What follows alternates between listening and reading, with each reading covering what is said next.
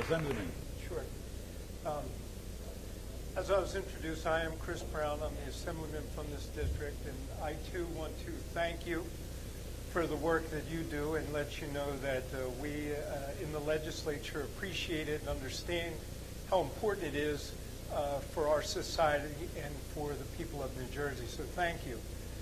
I guess I come at this from a different perspective, not being a doctor, but being somebody who was a former prosecutor and a former judge.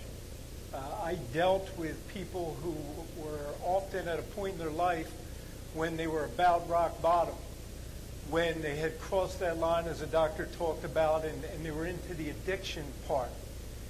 And I was there. Normally some young person comes to court and their mom and their father are saying, please do whatever you can to keep my child out of jail.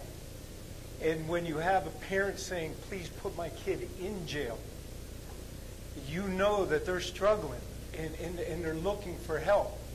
And what was interesting to me is because you care, because you understand how important this is and that every life is so important, every child is so important, and even though they might be there because they did something wrong, we understand that once they've crossed that line, it's a mental illness, and we need to treat the illness, and that it does us, society, and that person no good to simply put them in jail for 180 days, only for them to come out even worse off than before and untreated.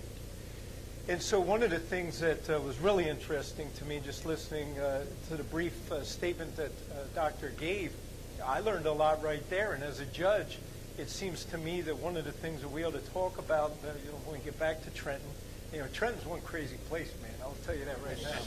But when we get back to Trenton, one of the things we ought to talk about is making sure that education is there for the prosecutor and the judge.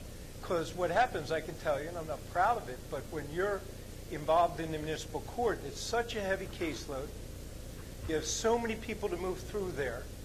And it is a golden opportunity for human beings to get lost in the cracks. And once you realize that, then you can make sure that you don't allow that to happen.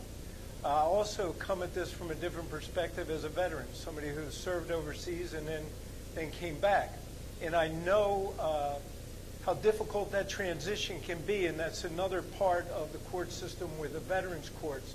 But so often the veterans courts wind up being very similar to drug courts. And it's all the same escapism, the same things that we all understand lead people to begin abusing in the first place. So I'm really privileged to be up here with this panel. I think they might have picked my name by accident, but I'm still glad I get to be here. And I welcome all of you, and I thank you, Dave.